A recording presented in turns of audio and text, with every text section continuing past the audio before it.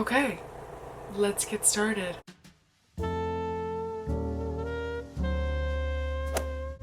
Hi, my name is Rye. Welcome back to my channel. Today's video, we are going to talk about my past whips, my past book ideas. I never fully completed any of these, so I will be returning back to them.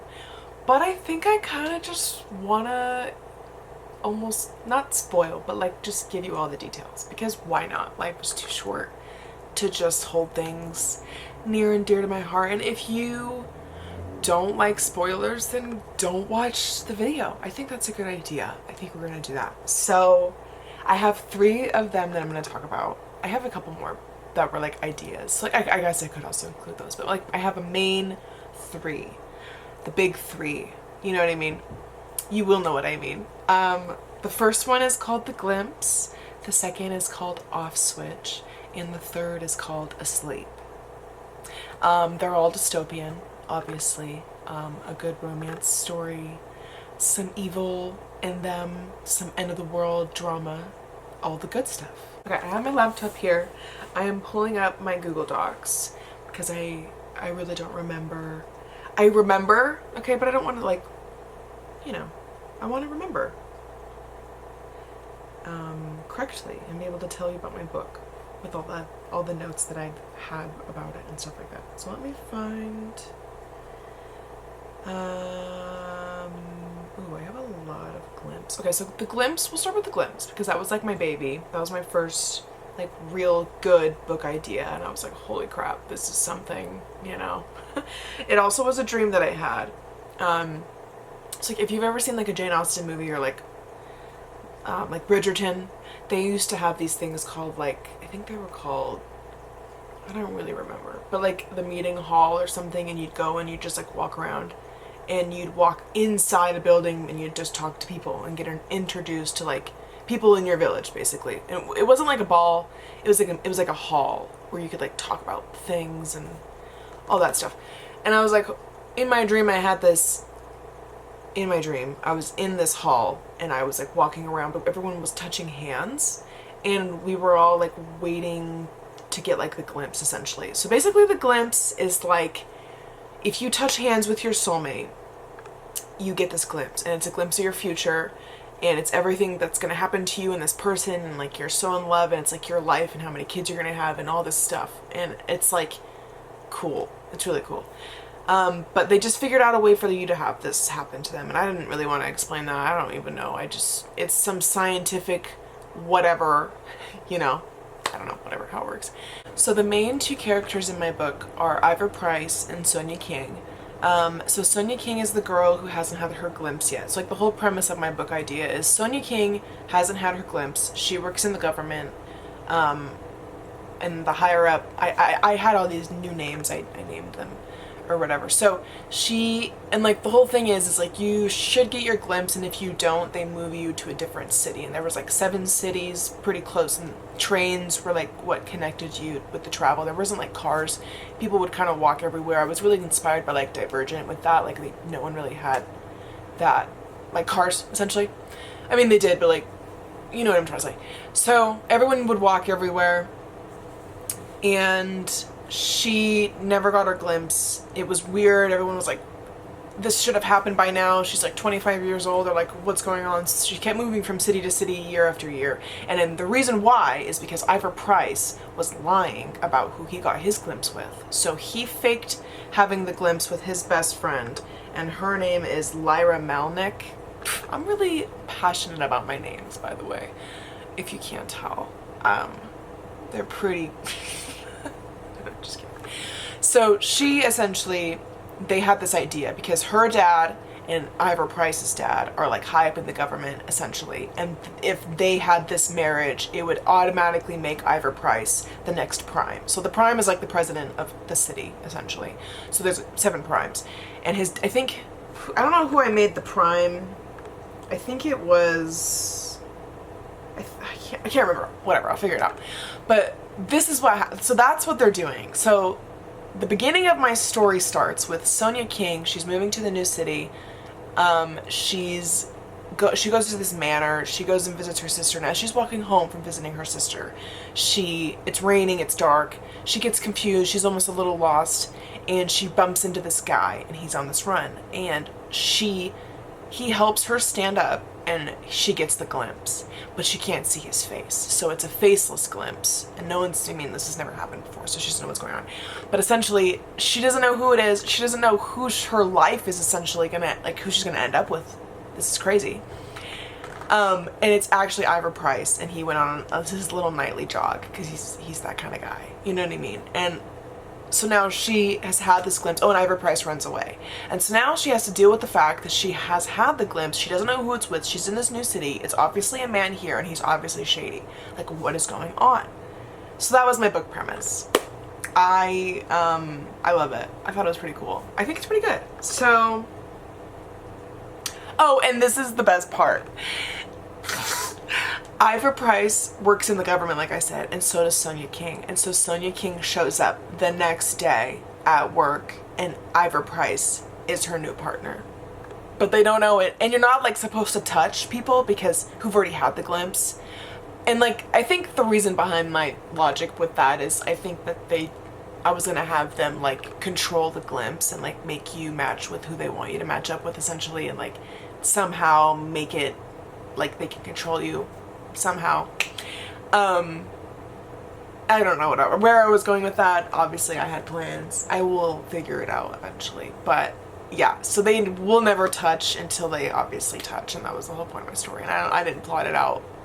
I have it plotted, but it's not, this was a long time ago. This was years ago. But that's the glimpse. Oh, and I also wanted to include, like, how many words I had of it. So I actually ended up having 20,489 words. So I had, like, a good chunk of words into the book. It's probably terribly written, and it's also in first person, and I'm a big third person writer now. But I don't know, it has its place. And maybe first person is more dystopian, and maybe I'll continue it, and maybe I'll change it. Who knows? We'll get there when we get there. But yeah, let's move on. Book number 2. It's called Off Switch, and essentially it's the same world that we live in, but it's dystopian. But they've created a way for you to flip a switch in your brain, is that how people describe it, and you can turn off all your emotions and basically go numb, essentially. And they send you to this island. I don't have a name for the island yet, but they send you to this island where you can just go and live out your days and be numb, essentially, and have no friends and no family. You just go there and, like, you get assigned a job, you work for your living, essentially, but you just don't feel anything. And yeah, crazy idea. But Dr. Hart is the guy who created this, which is, like, punny, I thought that was great. And it's H-A-R, not the actual, like, heart. But yeah, so essentially he creates this way for you to flip off the switch, and people do it in the thousands. It's not like everybody's out here doing it, but it's like a lot of people ended up doing it, and there's a lot of people on this island, essentially. So my main two characters are how do I say this again? Mayu, I think Mayu, and Asa. Asa is, I think, it's a dual POV is with the way that I was writing it with, but I almost wanted to focus more on, like, Asa's, like, voice as, like, the main character is what I'm trying to say. So essentially what has happened is Asa has flipped his switch because he had an accident where his younger sister died. Her name was Zara, I think. I don't think I named her. I think it was Zara. Whatever, it doesn't matter. But his sister died, and so he flipped his switch. He had no one left, also his whole family died. So he flipped his switch, he moved to the island, and he's now working over there. But the story starts with Mayu. Her mother was married to Dr. Hart, and no one knows this. Also, this is the lore of the story. This is the tea for you guys only, you know what I'm trying to say.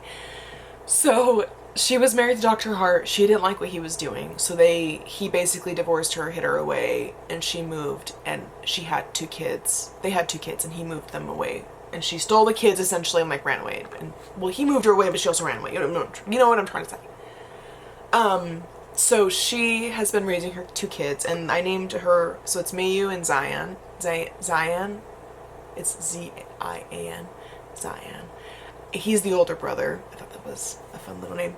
But they have lived together with their mother, and till one day when she flips her switch off and she gets sent to this island. Okay, but Mayu is like, dude, she never freaking do that. I know my mom, like me and her are tight, we're best friends, like what is going on? So she thinks there's something behind this. She thinks something's happened. Maybe she's just like crazy, maybe she's just like she doesn't really know.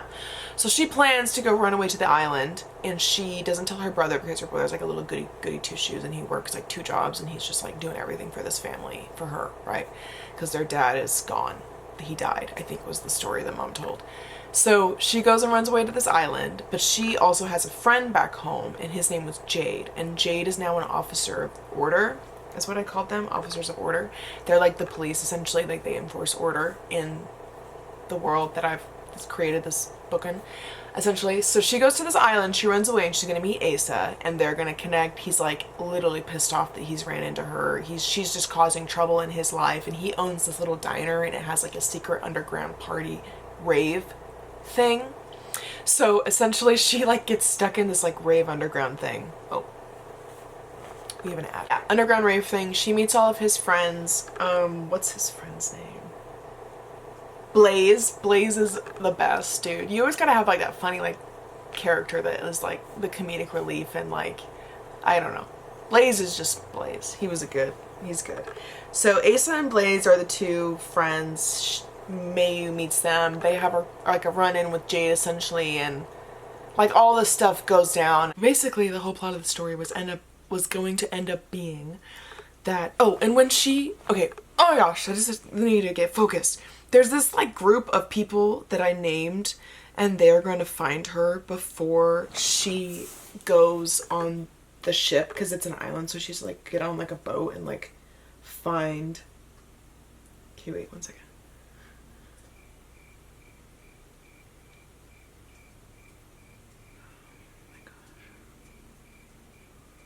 Oh, okay, I called them the Devils, lol.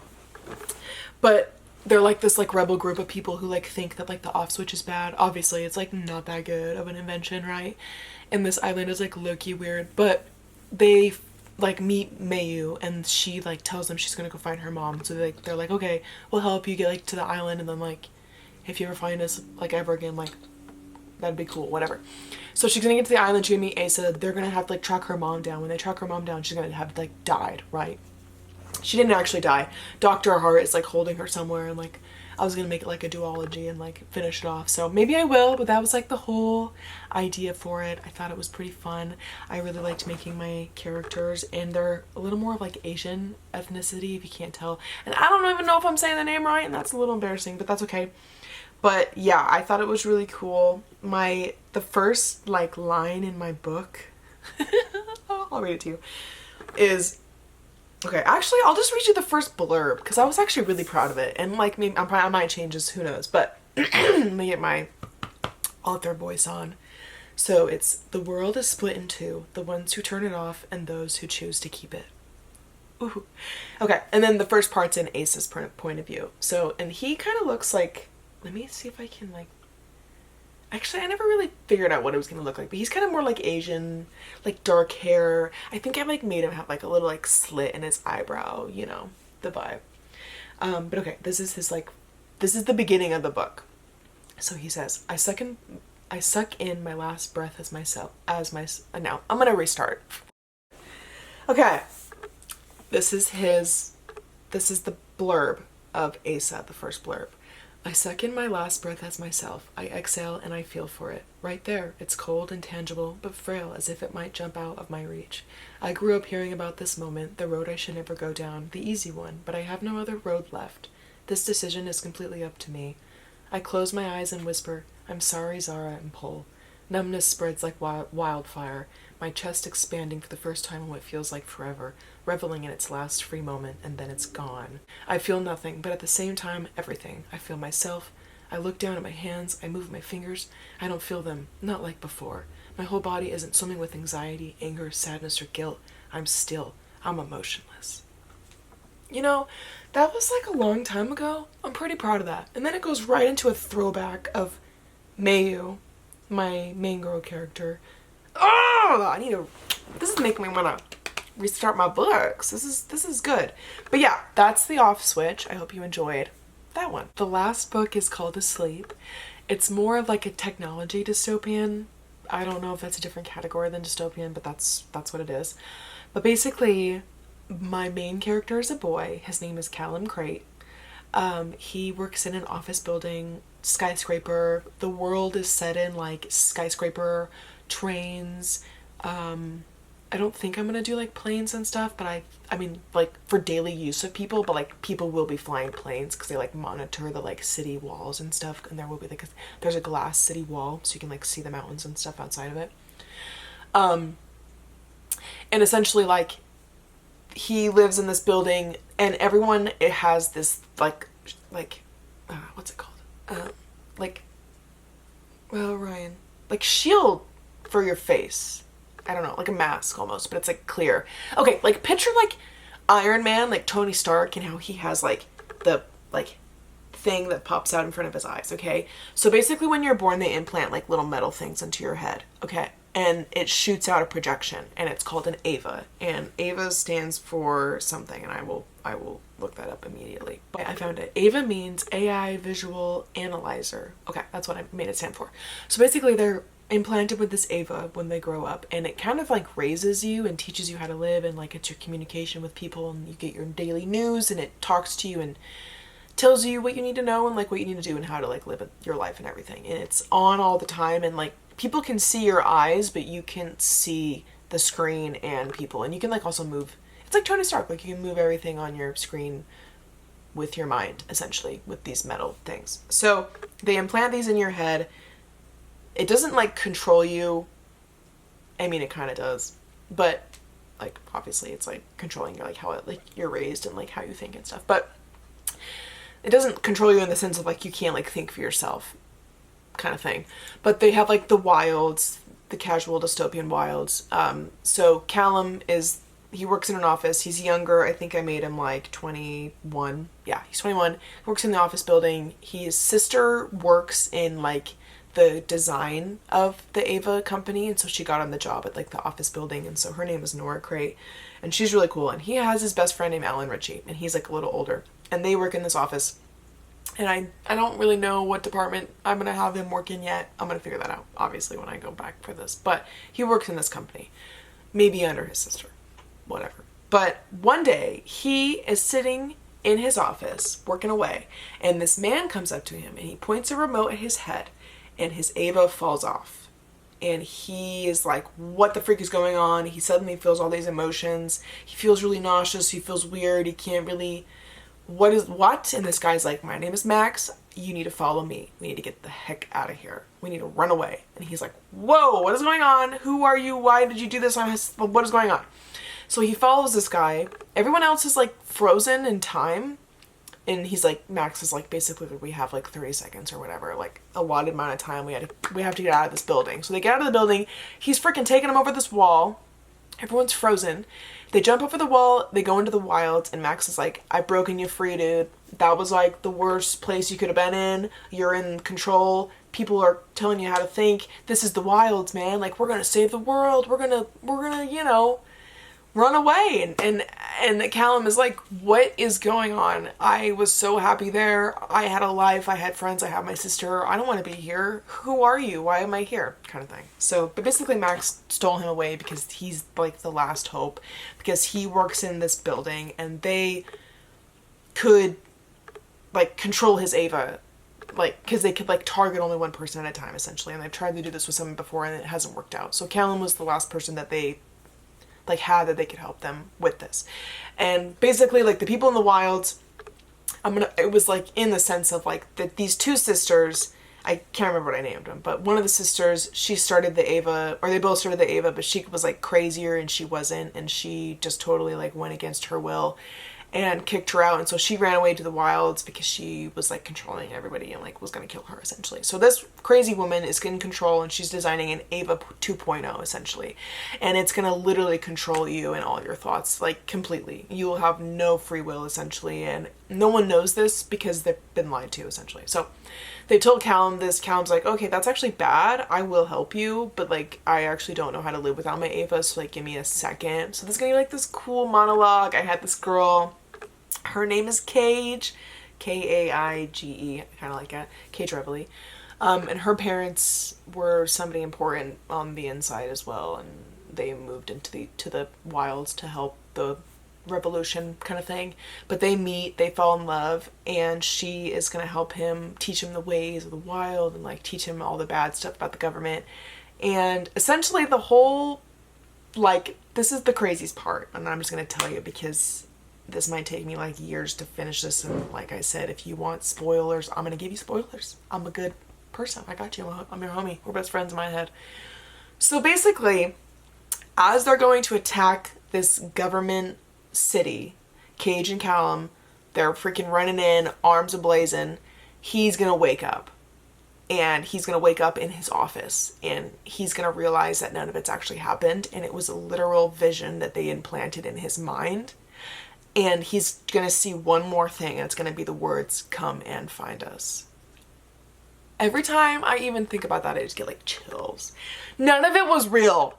He has lived this simulation of these people. The people are real. They've literally tricked him, and now he has to come and find them in the wilds. And then, like, I was gonna have a second book. Gosh, I have the chills. I don't even know if you could see that. But yeah, so those are my 3 books. I'm super obsessed with all of them. I hope you also enjoyed me talking about them. I like talking about my book ideas. Like I said, I have some more, so maybe I'll make a second video about the ones that I didn't actually write in. And oh my gosh, I even forgot. So I didn't get that far in Asleep. I only had like 10,000 words there. And then my other book, Off Switch, I had some more words. So let me tell you those words. Those ones, I had 15,000. So not a whole lot, but I mean, that's kind of a lot for when I was writing my book. So I'm pretty proud of that. But yeah, those are my books. I love them. Thank you for listening. Thank you for watching. If you want to let me know which one was your favorite, I think that's kind of a fun game. But other than that, thank you so much. I'll catch you later in another video.